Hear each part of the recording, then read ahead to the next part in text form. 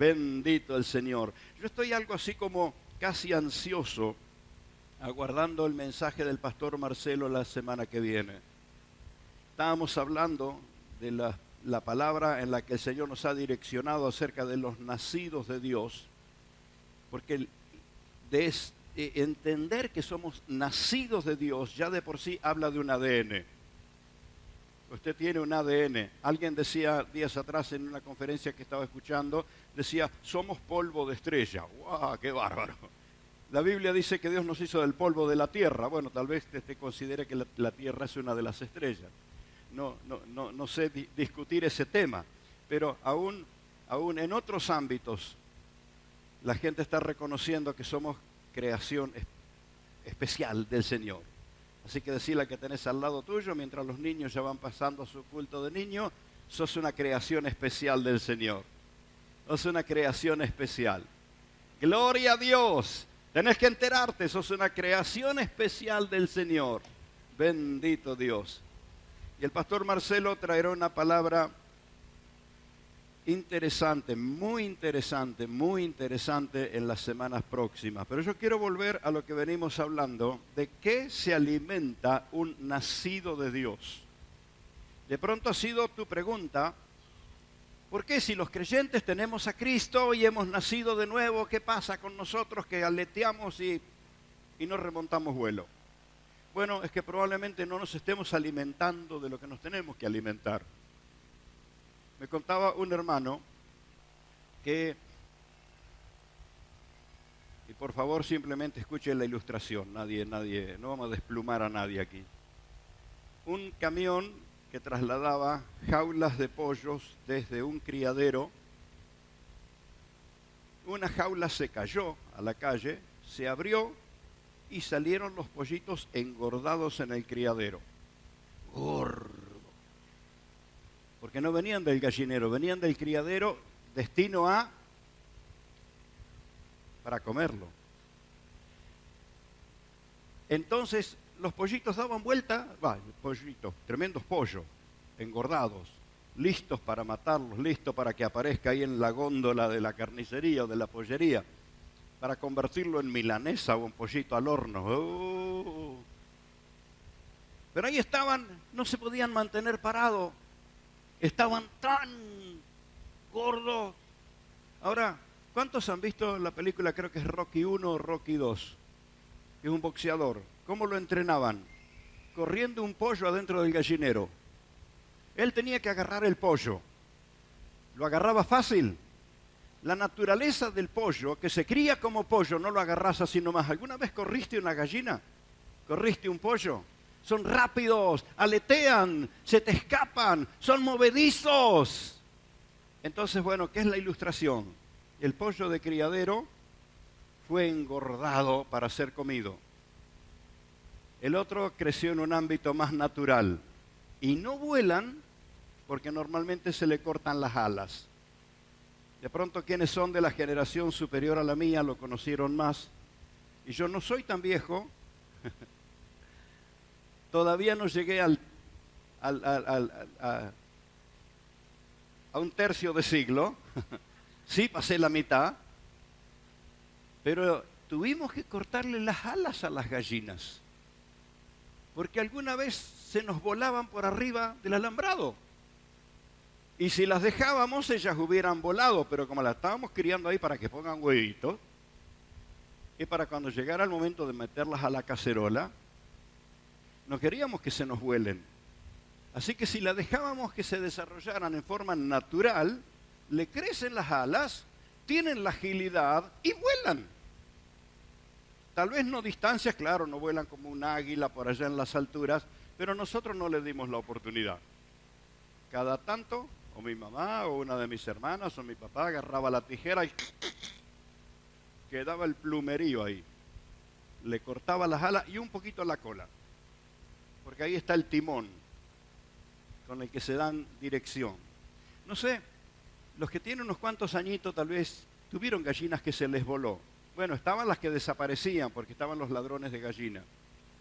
Estaban los que robaban gallinas. Esas no se volaban, esas te las volaban, que otra cosa. Pero había que tener cuidado. Ahora, ¿qué diferencia había entre ese animalito crecido en un ámbito normal, natural, al otro criado con todas esas cosas para engordarlo, para que se desarrolle, para comérselo? ¿Dónde está la cuestión entre uno y otro? Si son de la misma especie. Tanto los unos como los otros nacen del huevito que fue incubado. ¿Dónde está la cuestión? En lo que comen y en el ejercicio que hacen. ¿Se entiende? Por eso el nacido de Dios no tiene que comer cualquier cosa. El nacido de Dios se alimenta de lo que le fortalece el espíritu y usted tiene alas en el espíritu para volar. El diablo quiere alimentarte con lo que te va a aplastar, con lo que te va a apagar, con lo que va a hacer que seas tan pesado que ni te puedas mover. Entonces, por eso estamos diciendo, el nacido de Dios se alimenta de la palabra de Dios. Y el que se alimenta ahí lo escuchó al hermano Claudio, creo que adelantó el 70% del mensaje. Cuando alguien se toma de la palabra, y es más, y el profeta decía, encontré tu palabra y la comí. Si se alimenta de la palabra del Señor. Y esto dijo Jesús, no solo de pan vive el hombre, sino de toda palabra que sale de la boca de Dios. Y esto es lo que hace que tu espíritu esté nutrido, tu espíritu esté fortalecido y en todo momento estás listo para extender alas y volar. No dejes que el diablo te corte las alas y no comas lo que el diablo te da. El nacido de Dios se alimenta de lo que viene de Dios. ¿Entiende? ¿Entiende? Cuando hablo de las gallinas me recuerdo tantas cosas de las gallinas. En una ocasión un vecino que cultivaba flores y ellos carpían la tierra, iban sacando los bichitos de la tierra y tenía una lata llena de bichitos y no se le ocurrió mejor idea que venir con la lata a mi casa. Y en mi casa dijeron, mira qué bueno, comida para las gallinas, así que fueron y ¡blum!, la tiraron en el gallinero y las gallinas hicieron un festín. Pero aprendimos algo ahí. No todos eran bichitos que se podían comer. A la mañana siguiente había un tendal de gallinas. ¿Qué pasó? Entonces hubo que averiguar qué pasaba. Algunos de los bichitos que venían dentro de esa lata tenían la facultad de prenderse en la tráquea y ahogaron las gallinas y nos hicieron una matanza bárbara. Ojo con lo que comes. Hay cosas que se te atragantan para ahogarte. No pudimos salvar ninguna de las que comieron los bichitos. De un gallinero lleno quedó unas poquitas. Estaban de ayuno ese día, por eso zafaron. Ese día las gallinitas, esas poquitas estaban, le tocaba el día de ayuno y por eso zafaron. Pero quiero ilustrar, bueno, justamente hoy la ilustración vino con las gallinas, ¿verdad? Pero el sentido de lo que estamos hablando tiene que ver con qué comemos. ¿Qué comemos? Por eso Jesús lo enseñó muy claro. No solo de pan, sino de toda palabra que sale de la boca de Dios. Y el domingo pasado estábamos aprendiendo que la fuente autorizada de la palabra de Dios fueron los labios del Señor Jesús. Y hacíamos esta diferencia. Una cosa es una voz calificada y otra cosa es la voz autorizada. Las voces de todos los personajes, incluyendo los profetas, fueron voces calificadas. ¿Qué diferencia hay?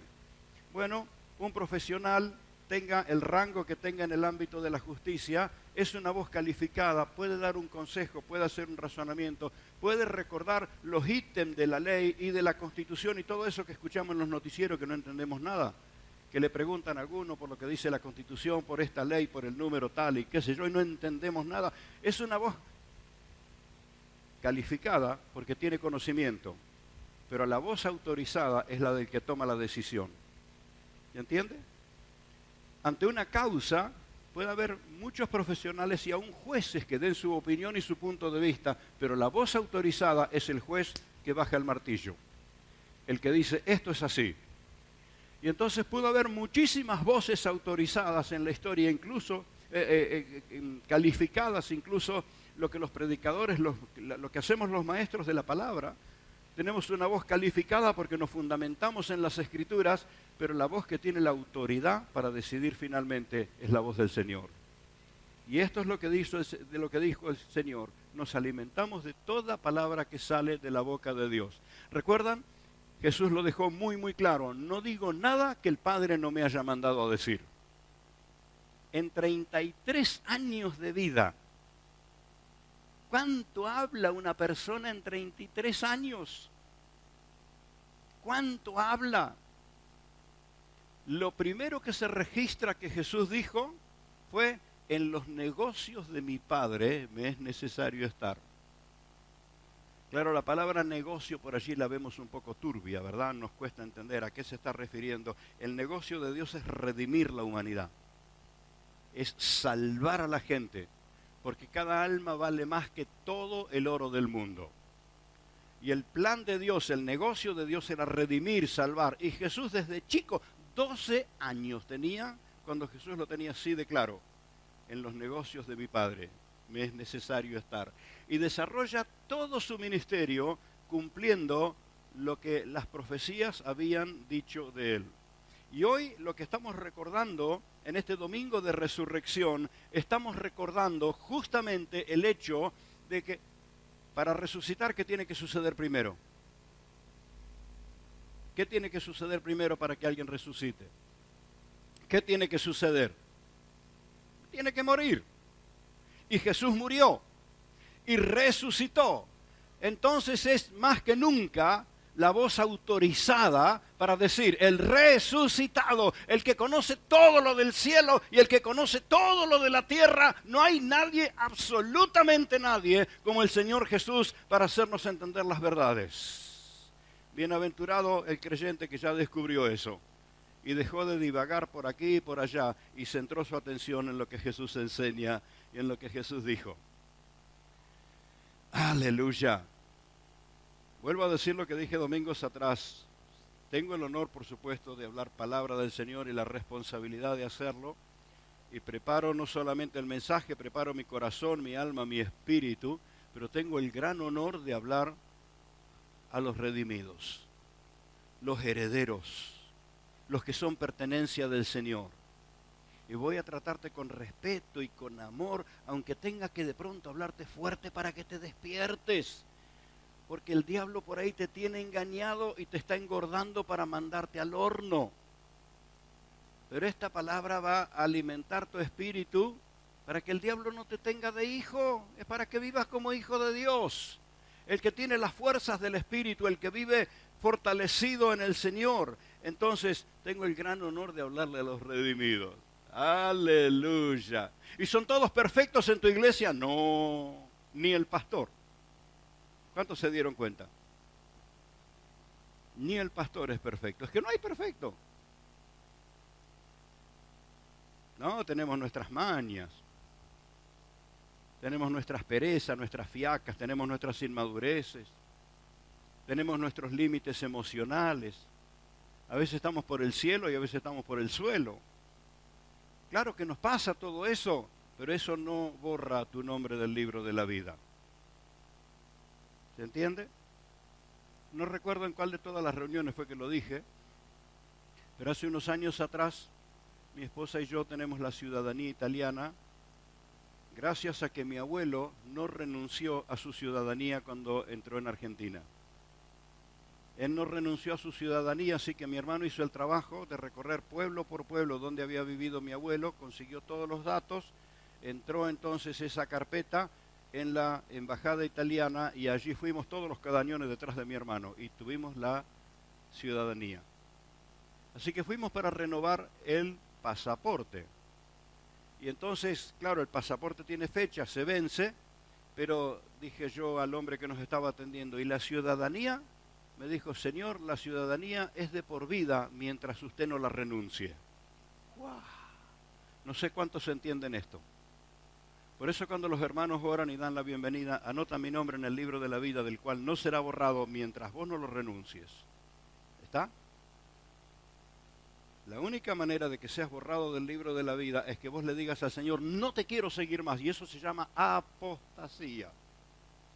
De lo cual la Biblia nos advierte que será una de las evidencias de los últimos tiempos. Muchos creyentes que renunciarán al Señor, se negarán al Señor y querrán que su nombre sea borrado del libro de la vida. Eso se llama apostasía, darle las espaldas a la verdad divina. Pero no hay ninguno presente acá esta noche. Nadie. Ningún apóstata. Ninguno que está cerrado. Ninguno que... Que demasiado silencio. Nadie dice amén. Che, me están asustando. ¿Habrá alguien que quiere renunciar a Cristo? No. Esta es una decisión que tenés que afirmar todos los días. Afirmo mi decisión por Cristo. He decidido seguir a Cristo. No vuelvo atrás, no vuelvo atrás. Y la manera de vivir con Cristo es alimentarme de lo que Él enseñó. Alimentarme de su palabra, alimentarme de su ejemplo. Porque si no voy a estar comiendo lo que me engorda y a veces lo que al pollito le gusta, que lo engorda y lo prepara para el horno, al pollito le gusta, ¿verdad? Y después va a parar al horno. Pero ninguno va a ir a parar al horno. Vamos todos a levantar alas en el Espíritu para ir al cielo. Gloria a Dios. Ay, ay, ay. Tengo que compartirte una palabra esta noche, así ligada con el mensaje de las semanas pasadas, y tiene que ver con esto, que nuestra dieta espiritual no es comer cualquier cosa. ¿Y a qué nos referimos? Bueno, hay cosas que tenemos que tener cuidado, mucho cuidado por las aguas contaminadas. El otro día, escuchándolo a Mauro, me enteré con más precisión cómo fue eso de la picardía, de la travesura, la perversidad de los argentinos, contaminándole el agua a los jugadores rivales para que no tengan fuerza en la cancha. Aguas contaminadas pueden deteriorar tus fuerzas. No lo cuento más porque me da vergüenza que los argentinos hayamos hecho eso. Un partido no se gana contaminando el agua a los demás, se gana jugando con calidad. Pero entre las picardías de esos hombres recurrieron a contaminarle el agua a sus contrincantes. Pero lo que quiero señalarte es que las aguas contaminadas fue una estrategia de guerra muchísimos años, desde la antigüedad. Aún la gran Babilonia, esplendorosa como era, los medo-persas descubrieron de dónde ellos se proveían de aguas y lo que hicieron fue taparle el canal que entraba por debajo de los muros y los dejaron sin agua. Y lograron dos cosas: obstruyeron el paso del agua, dejaron sin agua la ciudad y a ellos les quedó el camino para entrar y les aparecieron por sorpresa y entonces tomaron el dominio del otro imperio que era el más poderoso hasta ese momento. ¿Dónde estuvo la cosa? Interfirieron el camino de las aguas. Y Jesús dijo, el que cree en mí, en su interior tendrá, ¿qué tendrá? Cuidado que ese río no deje de correr. El que cree en mí, en su interior tendrá ríos de agua viva. Así que vamos a cuidar que no baje el nivel el río, sino que el río de agua viva, el río de la palabra del Señor, corra y corra y corra. Aquí están los líderes, los obreros para acompañarte, para animarte, para orar. Está el pastor para desafiarte, pero cuida que tu río no mengue el nivel, que tu río esté corriendo con la fuerza. Jesús dijo esto, ríos de agua viva corriendo en su interior. Y en este tiempo, con tantos riesgos de aguas contaminadas, corrientes ideológicas, pensamientos, hasta aún han penetrado en el campo de las leyes y hay leyes que están cargadas de perversidad. Y por todos lados esos riesgos, tanto el apóstol Pedro como en todas las escrituras se advierte del peligro de falsos maestros y de falsos apóstoles. Y las estrategias que utilizaban en aquellos tiempos, la palabra trucho es una palabra moderna, por eso Pedro no la usó, pero había apóstoles truchos y escrituras truchas. Puntualmente voy a señalar una. Como Pablo era un apóstol tan reconocido, había pseudos Paulos que escribían cartas a las iglesias. Y los hermanos en su inocencia tomaban esas cartas creyendo que venían del apóstol y terminaban practicando cualquier cosa. Aguas contaminadas. A algunos de ustedes les habrá llamado la atención que Pablo dice, mirad con cuán grandes letras os escribo, porque Pablo tenía una dificultad en la vista y él escribía con letras grandes. Claro, el escritor, el amanuense, el secretario, por decirlo de un modo, de Pablo, el que escribía las epístolas tenía un tipo de letra, pero cuando llegaba al final de la carta, el saludo final lo escribía Pablo de su propia mano. ¿Sabe qué significaba eso? La rúbrica. Si la carta tiene el saludo de la mano del apóstol, una letra inconfundible, Si la carta tenía ese sello del apóstol, esa carta era confiable. Y si no, a cuidarse, hermano. Entonces, todos esos peligros que había en aquel tiempo, ¿cree que ahora no? ¿Cree que ahora no? Por todos lados esos peligros. Entonces tenemos que cuidarnos de esas cosas que son tan peligrosas para nuestra vida de fe. Lo otro, bueno, vamos a ser observadores, vamos a ser prudentes. Esos énfasis a veces muy puntuales. Un profeta ve profecía en todos lados. Un maestro ve teología en todos lados. Un adorador ve adoración en todos lados. Y son las características de los ministerios, pero la palabra del Señor es completa. El alimento del Señor es completo. ¿Se entiende, verdad? Entonces, bueno, tenemos algunos énfasis. Pregunté el domingo pasado, ¿cuántos ya descubrieron el énfasis de la enseñanza del pastor Eduardo? Es mejor que lo contestes bien porque te cierro la puerta con llave. ¿Cuántos ya lo descubrieron? ¿De qué te habla el pastor Eduardo? ¿De qué te habla? ¿De qué te habla? ¿Está de acuerdo a la congregación? ¿De qué hablamos acá? ¿Qué te enseño? ¿Qué te predico? Te hablo de Cristo, te enseño de Cristo, porque no hay otro nombre debajo del cielo dado a los hombres en que podamos ser salvos. No hay nadie que haya dado su vida por nosotros sino el Señor Jesucristo. No hay nadie que haya pagado todos los sentidos, por todas las razones. Vamos a creer en Cristo y vamos a seguir a Cristo. Cuídate de todo lo que te distraiga. Amén. Entonces ese es el énfasis fundamental. Pero quiero ir a un concepto que necesito aclararlo y profundizarlo, y hoy vamos a compartir cosas muy fuertes, muy poderosas, que tiene que ver con las referencias al antiguo pacto. Cuando hablamos de antiguo pacto o de nuevo pacto, no estoy hablando del Nuevo Testamento o Antiguo Testamento. Va más lejos la cosa. Es mucho más profunda este aspecto de la verdad. ¿Cuántos descubrieron a Cristo en el Antiguo Testamento? Yo no sé si él fue el carpintero que le enseñó a Noé a hacer el arca, porque no existía barcos todavía. Pero la revelación que Dios le dio, Noé la tomó en cuenta e hizo el primer transatlántico. ¿Quién se lo habrá enseñado? ¿Será coincidencia que luego el oficio que Jesús practicó era carpintero? Vamos a dejarlo ahí, porque esa es una ocurrencia del pastor Eduardo. Pero ¿con quién caminó Enoc? Del cual hubo testimonio que caminó con Dios y Dios se lo llevó. El primer arrebatamiento, alguien trasladado al cielo. ¿Quién más fue trasladado al cielo? ¿Quién más? Elías. Estaba clarísimo la dedicación, la consagración de Elías. Y un día, Elías se va para el cielo. Hay testimonios claros en toda la historia de las Escrituras, porque esto será lo que sucederá con la iglesia. Sucedió con Enoc, dije bien, ¿no? Enoc caminó con Dios y Dios se lo llevó. Y Elías se fue con el Señor. Y Cristo llegó el momento luego de instruir a los apóstoles, luego de la resurrección, también ascendió a los cielos. Porque esto sucederá con la iglesia.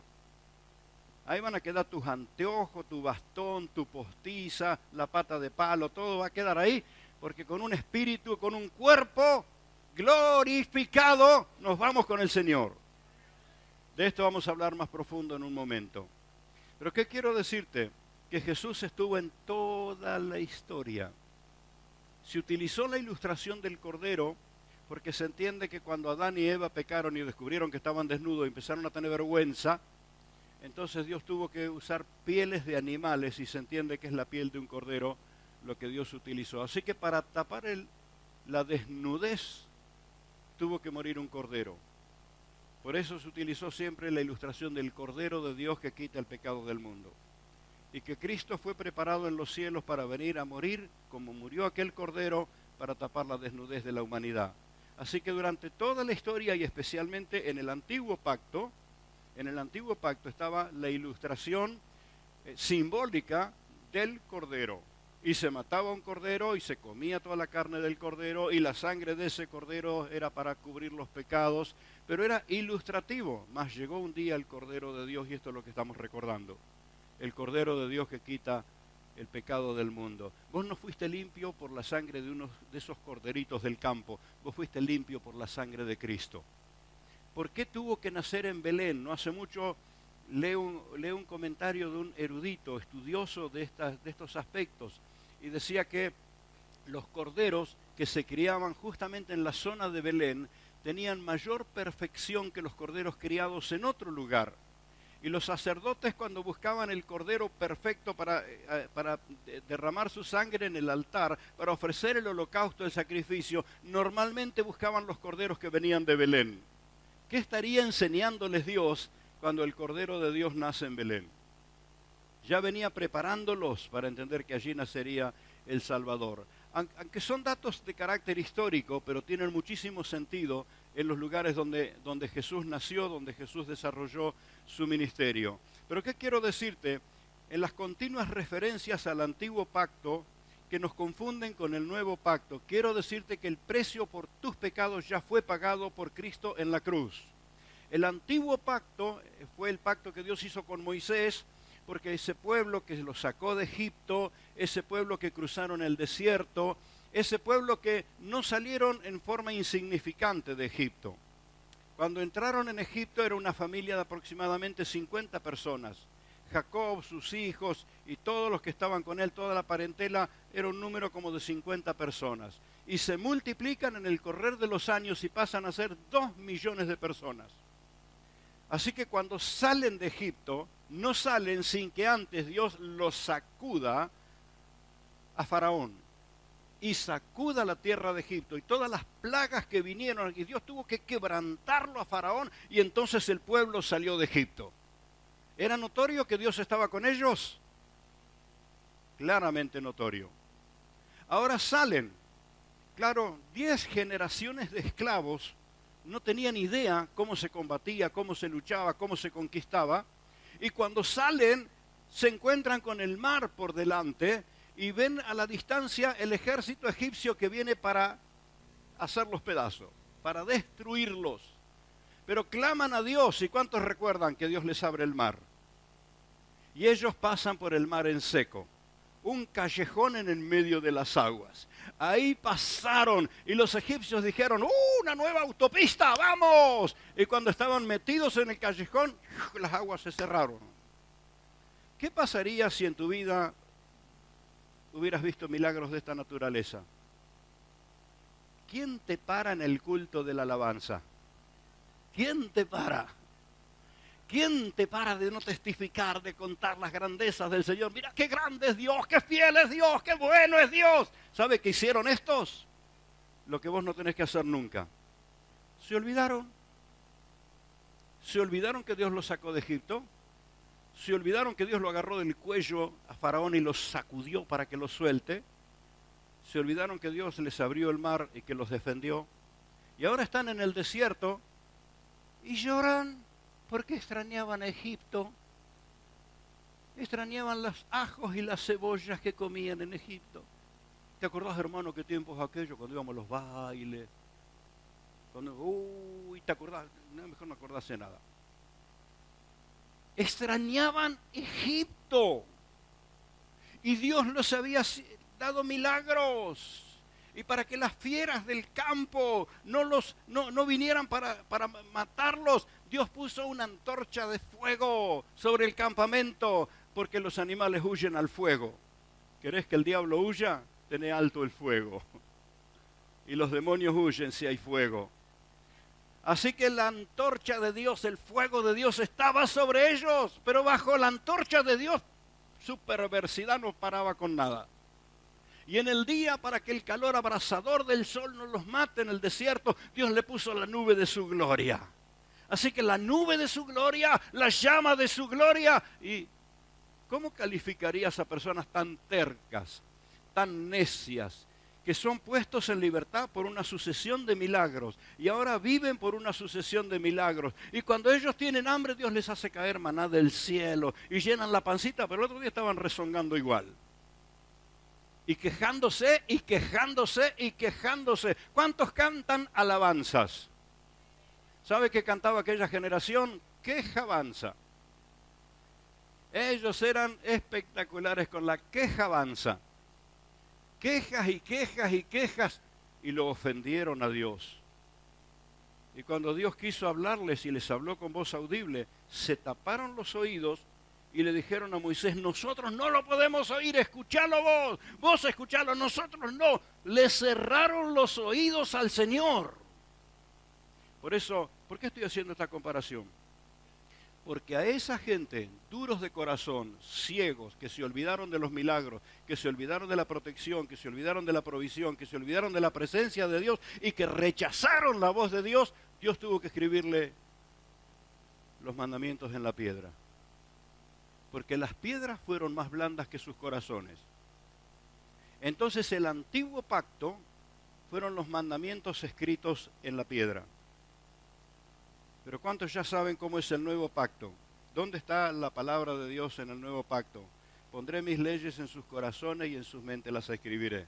¿Cuántos tienen la palabra de Dios en su corazón, en su alma, en su espíritu? ¿Cuántos atesoraron la palabra de Dios? Porque ese es el nuevo pacto. Eso es lo que Dios quiere, hablar contigo y que su palabra viva dentro tuyo. Que no te la tenga que escribir en tablas de piedra.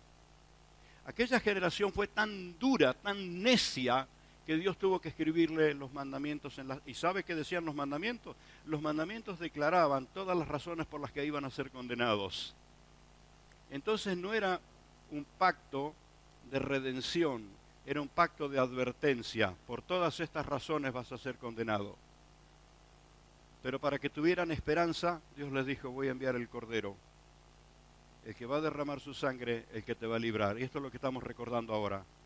Cristo, el Cordero de Dios, descendió del cielo, asumió ese lugar y fue al Calvario. ¿Cree que a Jesús no le dolió? ¿Cree que a Jesús no le interesó? ¿Cree que Jesús no sabía lo que iba a pasar con él? Él sabía que vino para morir. Y para morir por la humanidad. Aún así guardó su vida en santidad, en obediencia, perfecto para con el Padre. Perseguido, maltratado, odiado por todos, pero finalmente llegó el momento que en el Calvario Él ofreció su vida y pagó el precio. Por esto la salvación es gratuita para todo el que la cree, para todo el que la recibe. Por eso hay que anunciar la salvación en Cristo Jesús. Y la gente tiene que saber que Dios lo ama, la gente tiene que saber que Dios ha provisto, la gente tiene que saber que Dios quiere libertarlo de sus ataduras. Por eso tu grupo de fe tiene que crecer en fe, en confianza. Mi Dios es grande, es poderoso, es bueno. Y entonces ellos van a crecer en fe y servirán al Señor. Porque no predicamos un pacto de miedo, si no estamos en el nuevo pacto donde el Cordero de Dios que quitó el pecado del mundo nos dio su salvación. ¡Amén! ¡Gloria a Dios! ¡Gloria a Dios! Bendito el Señor. Ahora no quiero olvidar este detalle, no quiero que se me pase. ¿Cuántos ya descubrieron a Jesús en el Antiguo Testamento? Bueno, dijimos el que caminó con Enoc, el que lo guió a Noé, cómo construir. Clarísimo. ¿Dónde? Cuando los 3 amigos de Daniel son echados al horno de fuego. El rey viene para verlos cómo se quemaban esos 3 tercos. Pero se sorprende y dice: ¿no eran 3 los que tiraron al horno? ¿Cómo es que yo veo 4? No, rey, nosotros tiramos 3. Y dice: no, hay uno más y su rostro es como el rostro de los hijos de los dioses. ¿Quién estaba con ellos en el horno de fuego? Por eso la palabra dice: cuando pases por el fuego yo estaré contigo, las llamas no arderán en ti. Ahí estaba Jesús, ahí estaba el Señor. ¿Dónde más lo encontramos? Josué está ante un gran desafío. Una situación tensa, difícil, y se le aparece un varón con una espada desenvainada. Y Josué lo encara, le dice: ¿sos de los nuestros, de nuestros enemigos? No, y se presenta y le dice: soy el príncipe del ejército de Dios que viene para ayudarte. Oh, ¿sabes quién era? Jesús. Visto como el ángel de Jehová. ¿Hubo ángeles en el antiguo tiempo? Sí que hubo ángeles. Hubo ángeles en las guerras, hubo ángeles en muchas situaciones, hubo ángeles protegiéndolos en muchas situaciones. ¿Qué diferencia había entre los demás ángeles y el ángel de Jehová? Llamado el ángel de Jehová, era el único que recibía adoración.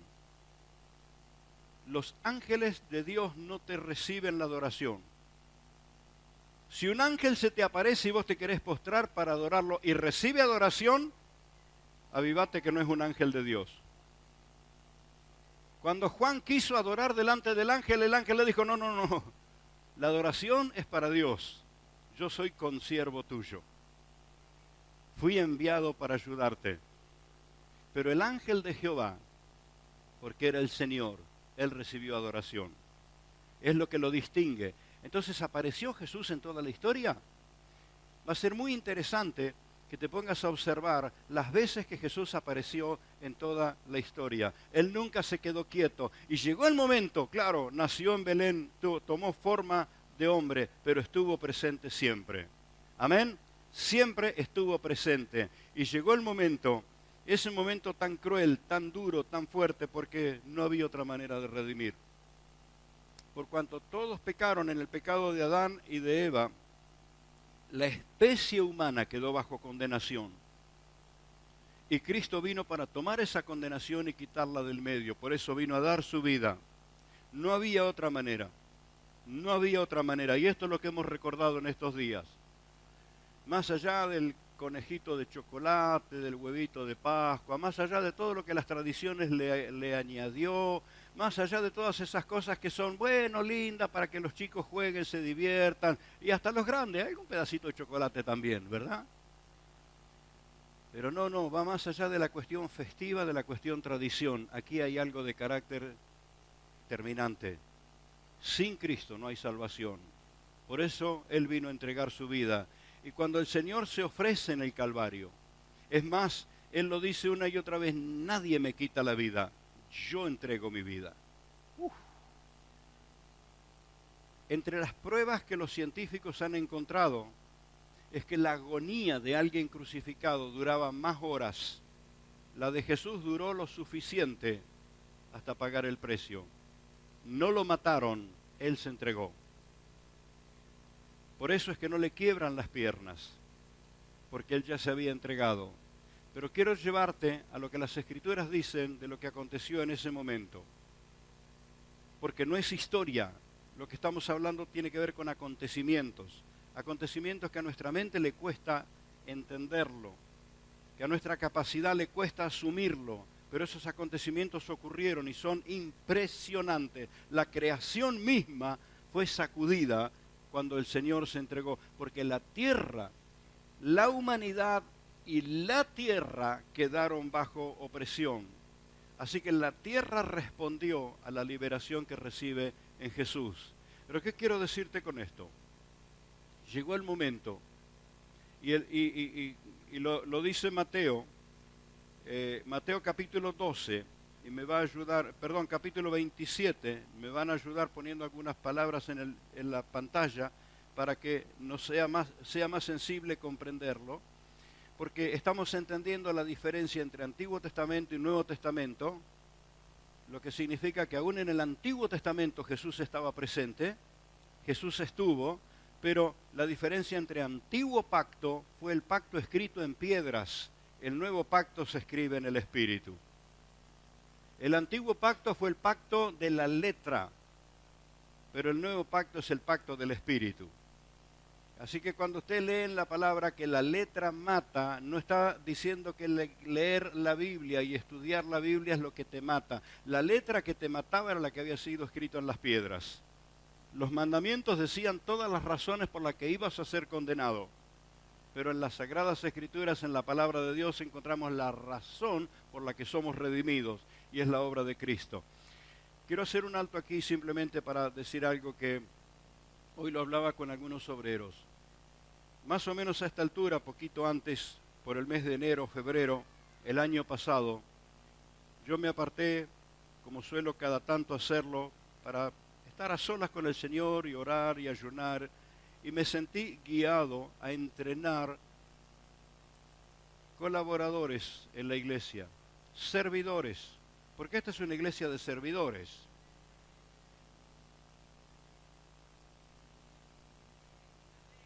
¿Veo bien o no? Estoy encandilado por las luces, pero te veo. Es una iglesia de servidores y de servidoras. Por eso hay alguien que te recibe en la puerta, por ahí hay alguien que te abraza. Cuando estamos orando aquí, hay alguien parado atrás tuyo para que no te caigas y te golpees. Cuando vamos a levantar la ofrenda, ves un montón de hermanos aquí. Ahora cuando vayamos a servir la Santa Cena, vas a ver a muchos. Porque esta es una iglesia de servidores.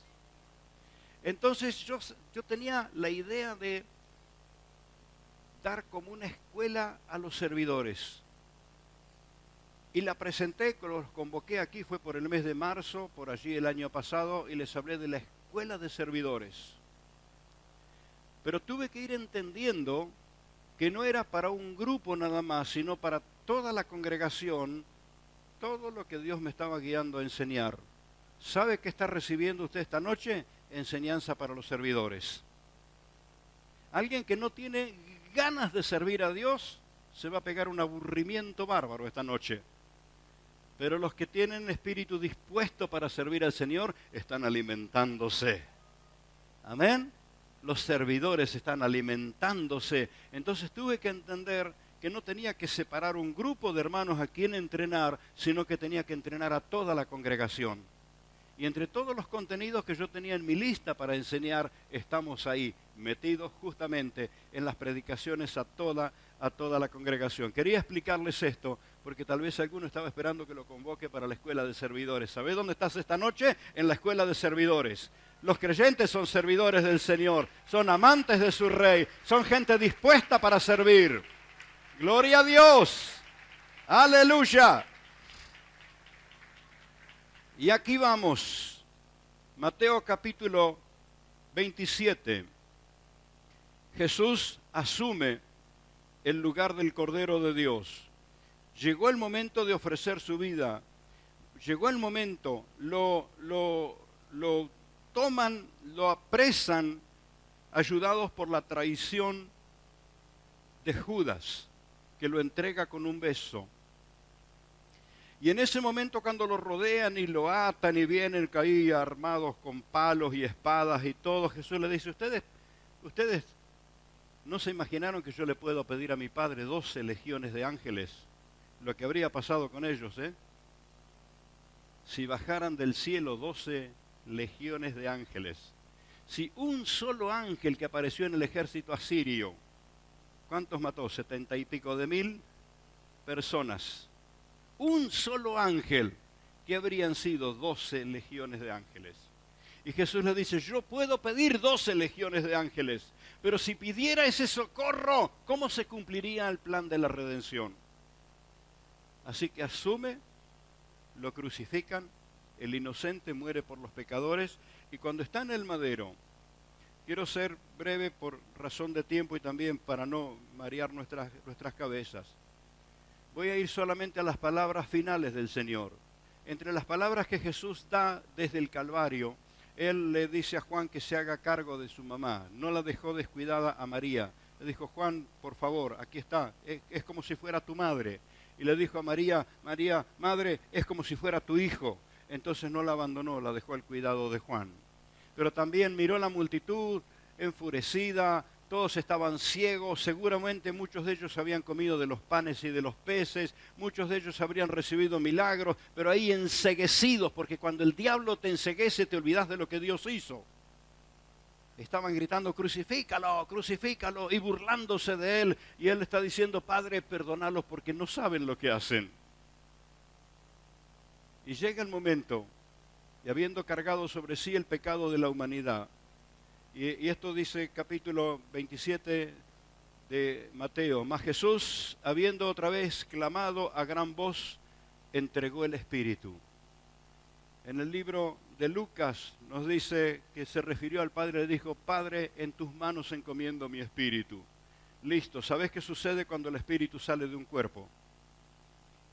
¿Sabes qué sucede cuando el espíritu de una persona sale de su cuerpo? Entonces su cuerpo muere. Él estaba entregando su cuerpo a la muerte. Pero déjeme hacer un alto aquí. ¿Sabe por qué fue necesario que Jesús muriera? Porque un testamento no entra en vigencia si el testador no muere. Y toda la herencia de gloria que Jesús trajo exigía que Él muriera. Pero también su muerte fue para cargar los pecados de la humanidad. Tus pecados, mis pecados, el pecado del que todavía no se convirtió, fueron cargados sobre Cristo. Y entonces Él entrega su espíritu. Y cuando entrega su espíritu, su cuerpo ahora experimenta la muerte. Y mira lo que dice versículo 51. He aquí el velo del templo se rasgó. ¡Brum! Algo ocurrió. Un lugar sagrado, impenetrable. En el templo podían entrar hasta el atrio y los sacerdotes entraban al lugar santo, pero al lugar santísimo nadie. Una vez en el año el sumo sacerdote, el más autorizado de todos, entraba allí llevando el sacrificio en representación del pueblo. ¿Sabes cuánto? Una vez al año. Era tan sagrado ese lugar, tan imposible de entrar, que ese hombre no entraba así nomás. Su vestidura tenía campanitas alrededor y una cuerda lo ataba de la cintura. Y él iba con el sacrificio de los corderitos, pasaba tras el velo y mientras él se movía, todos escuchaban afuera las campanitas que sonaban. Pero si ese sumo sacerdote no tenía su vida en orden, tenía pecados escondidos, moría en la presencia de Dios. Así que se sentían todas las campanitas juntas.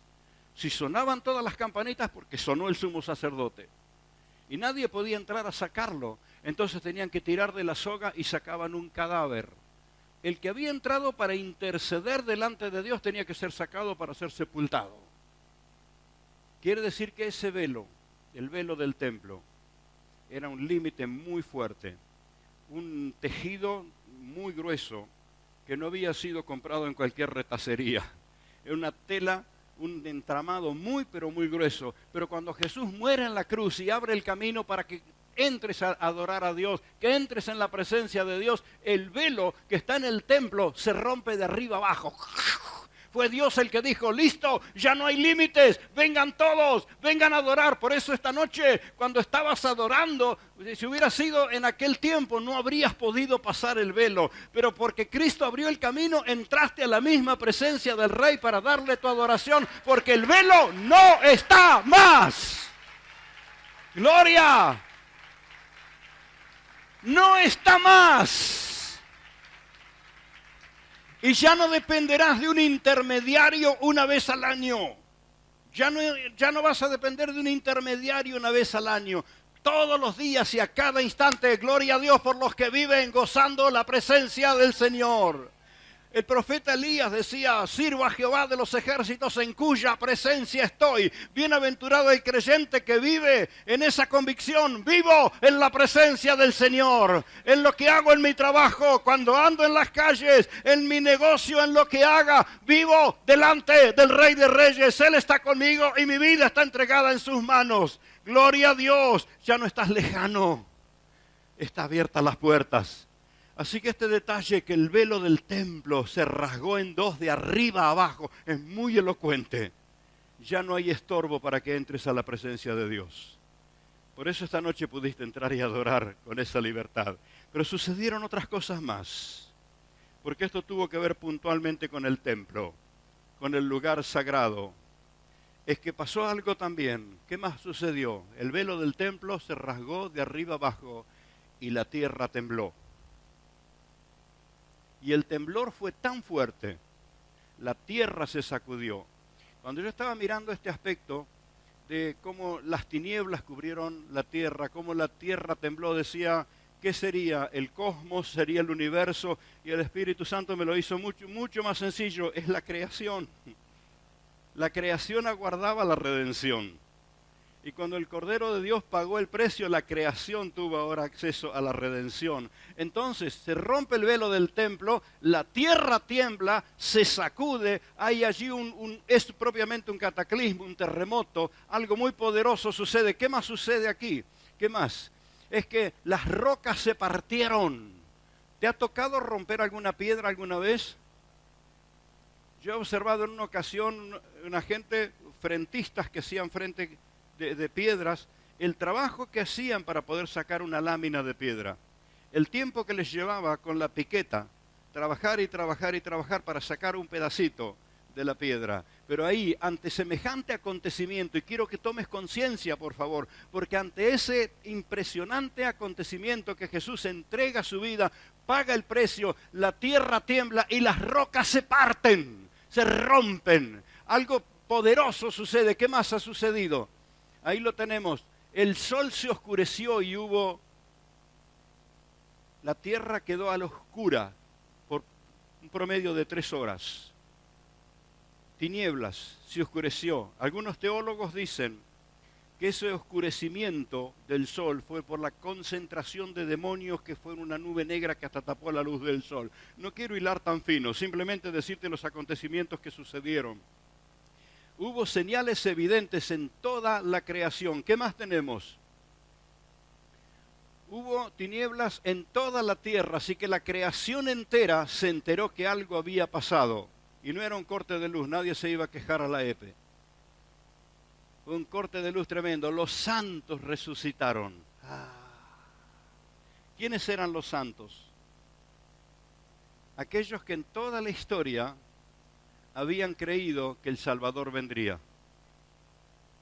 Ilustrado por el Cordero, ilustrado por la sangre del Cordero que se derramaba, ellos no confiaban en el Cordero, ellos confiaban en el Salvador que vendría. Así que cuando Jesús muere, paga el precio, los santos resucitan. Podés imaginarte que ahí estaba Abraham, levantándose de la tumba y dice, esto es lo que siempre creía, al fin llegó la hora, el momento, y se levantó Moisés, y se levantó Jacob, y se levantaron los profetas, y millones y millones y millones de personas que le habían creído al Señor, llegó la hora. Hermano, quiero que preste atención a esto, porque esto va a suceder en forma masiva en el mundo entero dentro de muy poco. En el instante que Jesús muere y paga el precio, se cortan las cadenas de los que ya estaban muertos y son resucitados. Y no es un mensaje que escucho predicar muchas veces y creo que no es donde concentran la atención los creyentes, pero el instante de la muerte de Jesús, hermano, no fue un momento así nomás, fue un momento preciso, poderoso, único. La gloria de Dios de la cual habíamos sido destituidos, la gloria de Dios se volvió a instalar sobre la tierra a través de la obra de Cristo Jesús. Los santos resucitaron porque el autor de la vida vino. Y entonces aquellos que habían muerto en esperanza encontraron que su esperanza tenía razón. El libro de Hebreos nos dice, cuando menciona la lista larga de los héroes de la fe, dice, y todos ellos murieron sin haber visto cumplido lo que habían creído. Pero cuando Jesús muere en la cruz, ellos encontraron que había sido cierto lo que habían creído. Nos vamos acercando a lo nuestro. Entonces, entre los acontecimientos que hay también, el centurión romano, un hombre entrenado con dureza. Un centurión no lograba el cargo, la función de centurión, ganándose la amistad de la gente. Decía un hermano, no se lo ganaba repartiendo caramelo a los chicos ni haciendo obras buenas en los barrios. Un centurión ganaba ese lugar matando, luchando en guerra, y cuando el emperador lo mandaba a eliminar a alguien a sangre fría, mataban. Ahora le encomiendan crucificar a Cristo, y ahí está el centurión con los suyos crucificándolo, pero ese hombre entrenado en lo más duro de la vida, ese hombre reconoce, este es el Hijo de Dios, y viene la conversión de ese centurión. Mirá los acontecimientos que sucedieron, y no hice todavía una lista profunda, simplemente para mostrarte que la muerte de Cristo cambió todo. Decilo conmigo, cambió todo, cambió todo. Ese pacto por el cual estábamos condenados quedó atrás. Nosotros estamos en el pacto en el que se salva todo aquel que cree, todo aquel que ama a Cristo, todo aquel que acepta a Jesús como su Salvador, todo aquel que ama a Dios, tiene la oportunidad de ser salvo. Da gloria a Dios porque ahí estás vos, ahí estás vos. Bendito el Señor. Gloria. Gloria. ¿Se entiende, hermanos, la diferencia entre antiguo pacto y nuevo pacto? El antiguo pacto era el anuncio de que un día vendría el Salvador. En el nuevo pacto estamos viviendo ya más de 20 siglos de que ya vino. Así que no quede esperando a nadie, entréguese a Jesús. Ame a Jesús. sirva a Jesús, porque su trono está establecido para siempre, para siempre, para siempre. Una cantidad de detalles que por razón de tiempo y también por este aluvión de contenido que es de alto calibre. Bienaventurados los que están comprendiéndolo, otros tendrán que recurrir al video, a la grabación para repasarlo, a los textos bíblicos. Pero ¿sabes qué? Esto sucederá muy pronto, muy pronto, muy pronto cuando el Señor viene por su iglesia. Los que tienen su nombre anotado en el libro de la vida, los que partieron y los que estén en pie, nos vamos con el Señor. ¿Hay evidencia? Sí, la hubo. ¿Hubo arrebatamientos en la historia? Sí. Enoc caminó con Dios y Dios se los llevó. Elías sirvió a Dios y el Señor se los llevó. El mismo Señor Jesús, después de haber pagado el precio delante de los discípulos, estaba con los apóstoles cuando se fue al cielo otra vez. Y prometió venir por su iglesia. ¿Cuántos aman a Jesús? Esta es tu esperanza, esta es tu seguridad, su venida. La venida del Señor. Y sucederá lo mismo que sucedió en el instante que Jesús entregó su vida. Los sepulcros se abrieron y dejaron salir el cuerpo de los que estaban sepultados. Algunas personas se preguntan, ¿y entonces qué va a pasar con los que se los comieron los peces porque cayeron en el mar? ¿Qué va a pasar con los que los destrozaron las fieras? Más aún con aquellos que en el crematorio se convirtieron en ceniza o murieron en un incendio. ¿Qué va a pasar con ellos? Pero esta mañana lo dije y un joven me envió contenido aportando fundamentos científicos a lo que estaba diciendo. La ciencia dice, nada se pierde, todo se transforma.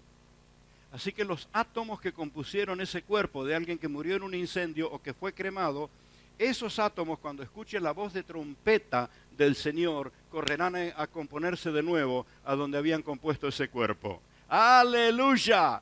Gloria a Dios. Aquella persona que le tuvo que ser amputado un miembro de su cuerpo, un brazo, una pierna, los átomos que compusieron ese miembro del cuerpo volverán a esa persona en el instante cuando suene la trompeta. Y tu cuerpo glorificado no le va a faltar ningún pedazo. Tu cuerpo glorificado estará completo para eternamente adorar a tu Señor. Hermano, lo que estamos hablando aquí es poderosísimo. Esto es el Evangelio. Esta es la noticia de lo que hizo el Señor por nosotros.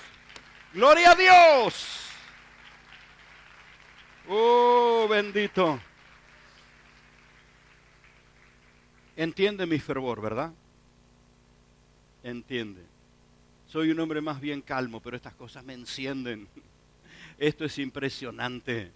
Esto es glorioso. Esto es verdad divina. Los herederos de todo esto son los creyentes. Herederos de Dios y coherederos con Cristo. Ahora quiero decirle que algunas ideologías se han enterado de la esperanza de los creyentes y están buscando la manera de desalentarlos. Ya hay pruebas de trabajo de ingeniería inventando figuras que se ven en los aires y ya han venido haciendo pruebas con hasta 1000 y algo de drones generando imágenes en los aires porque querrán hacer la simulación de que Cristo vino y vos no te fuiste con Él. Entonces, para lograr la amargura de los creyentes que se sentirán que no se fueron con Cristo, para engañar a la iglesia, están preparando ese argumento. Otros están preparando el argumento para decir, bueno, tuvieron que ser trasladados a otras galaxias porque eran tan ignorantes, eran tan inservibles, que los espíritus los llevaron a otras galaxias para enseñarles un poco. Hay ideologías que están preparando esos argumentos y hay también empresas internacionales de vuelo que lo han tomado en serio y no ponen un piloto cristiano en el timón del avión. Por lo menos uno tiene que ser incrédulo, porque dice, si este se va, el otro que tome el timón. Hay gente que lo ha tomado en serio, y muy en serio, y algunos para confundir y destruir las convicciones de la iglesia. Pero quiero que esté tranquilo, porque cuando eso suceda no podrán explicar por qué todos los cementerios explotaron, así como explotaron las tumbas cuando Jesús resucitó. Sucederá en todo el mundo explotarán las tumbas, se levantarán los que murieron en esperanza. Esto dice las Escrituras, se abrirán los nichos, de allí saldrá un cuerpo que llevaba tanto tiempo metido ahí adentro, ahí con un cuerpo glorificado. Yo sé que nos cuesta imaginar esto. Esta mañana le pedía perdón al Señor porque dije, no tengo que decir más que lo que el Señor me mandó a decir. Pero la Biblia me dice que los muertos en Cristo resucitarán primero. Estaba ante el ataúd de mi mamá. Cuando me avisaron, llegamos de viaje. Yo no sabía cómo lo tenía preparado el pastor, así que cuando llegó el momento de cerrar el ataúd, el pastor no estaba, así que yo tomé mi Biblia y leí Tesalonicenses capítulo 4. Porque nosotros que vivimos no precederemos a los que durmieron, sino que el Señor mismo con voz de mando, voz de arcángel y trompeta del cielo descenderá y los muertos en Cristo resucitarán y ellos van a resucitar primero. Luego nosotros, en un abrir y cerrar de ojos. Claro, un abrir y cerrar de ojos es casi imperceptible en cuanto al tiempo cronos. Imperceptible el movimiento, pero un abrir y cerrar de ojos en concepto de eternidad. ¿Cuánto tiempo sería? ¿10 días? ¿40 días? ¿Horas? Va a ser breve en el tiempo, un abrir y cerrar de ojos, pero ocurrirá tal cual el Señor lo dijo, los muertos en Cristo resucitarán primero.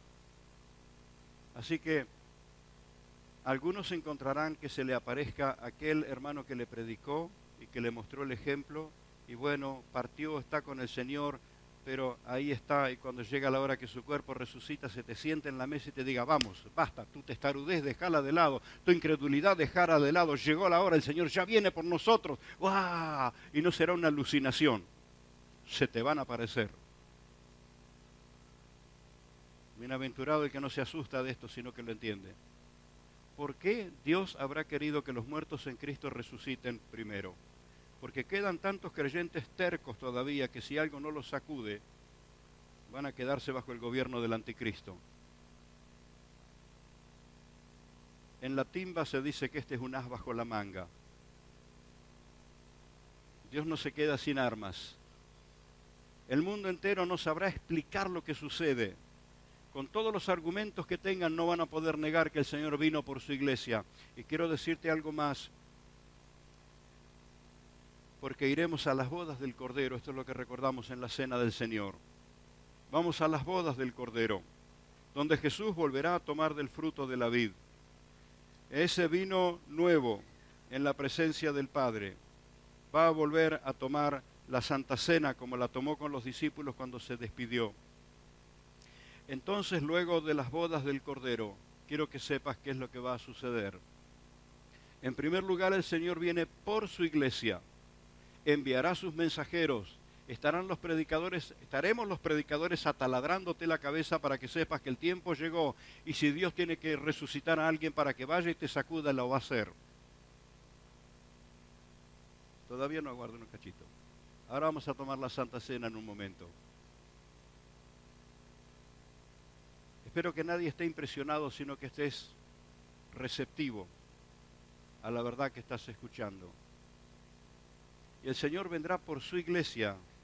El mundo, por más argumento que prepare, no va a poder negar, no va a poder explicar qué sucedió, que los cementerios fueron revolucionados.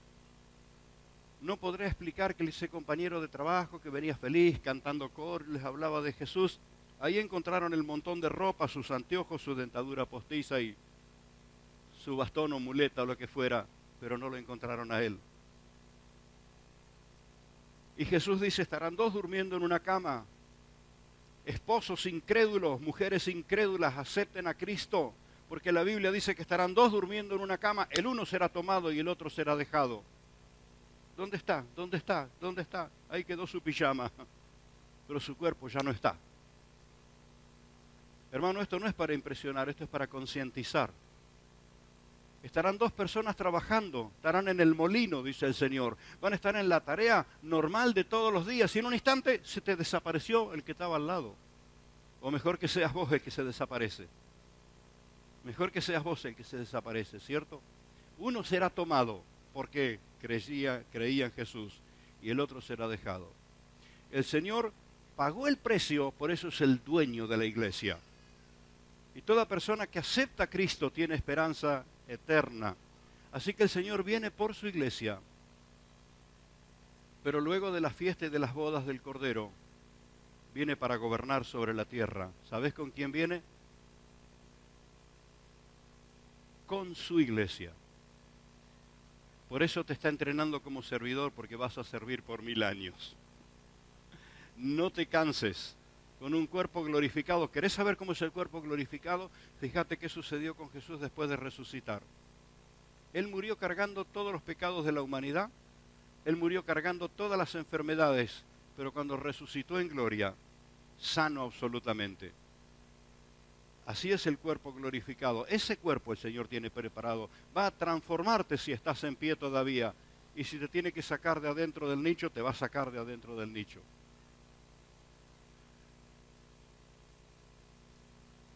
Yo creo que esta palabra viene como respuesta a la oración de muchos hermanos.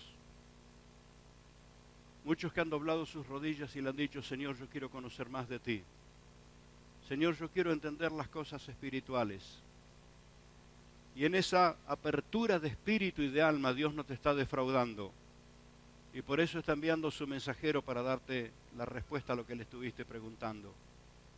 Eso es esperanza de vida eterna. Y el Señor vendrá para gobernar. Y ahora sí vamos a traer la mesa. Vendrá para gobernar sobre la tierra. Descenderá de los cielos con la multitud, millares de millares. No creas que son los ángeles. Son los redimidos, para mostrarle a la humanidad un gobierno perfecto. Mirá dónde vas a estar. No sé qué nombre tendrá tu función, no sé qué nombre tendrá la mía, pero seremos participantes en el gobierno perfecto de Jesús. Ahora, al pararme tras la mesa y recordar la sangre de Cristo derramada por nosotros, quiero decirte esto. Fue la sangre de Cristo la que limpió tus pecados. Fue su sangre derramada.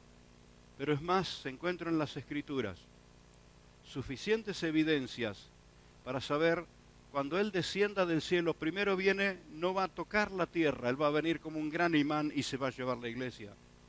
Pero luego cuando viene para gobernar, sus pies van a posarse sobre la tierra. ¿Sabes dónde pisará? En el mismo lugar donde estuvo la cruz. Alguien que viajó y estuvo en Israel me dijo, hay una playa de estacionamiento, estacionan camiones, no sé qué va a pasar con esos camiones en ese momento. Pero la Biblia me dice que el Señor descenderá y va a pararse en el mismo lugar donde estuvo la cruz. Porque ese suelo está marcado con su sangre. Y la tierra va a partirse en dos y un sinfín de detalles más. Pero quiero que entiendas por qué Él dejó instituido el comer el pan y beber la copa. No era un acto religioso, no es un protocolo religioso. Es para que nunca olvidemos que Él dio su vida por nosotros. Dios dio su vida por nosotros. El soberano dio su vida por nosotros. Entonces ahora, cuando la copa esté en tu mano, quiero que recuerdes que no estás en el antiguo pacto, porque no fue un corderito lo que matamos. Estamos recordando el Cordero de Dios que quitó el pecado del mundo. Esa sangre por la cual tenés vida eterna, esa sangre que marcó la tierra y libertó a todo creyente, esto es lo que estás recordando. Voy a pedirte que estemos en pie y le digas, Señor, gracias por tu sacrificio en la cruz. Gracias, Señor, me confronta tu palabra, me despierta tu palabra. Tu palabra, Señor, viene como un aluvión y me envuelve. Y te pido sabiduría ahora. Bendito Dios, gracias por el pan, gracias por la copa. Tú sabías, Señor, lo frágil que es nuestra memoria. Qué olvidadizos que somos. Qué olvidadizos. Y por eso instituiste que lo hagamos una y otra vez para acordarnos de ti.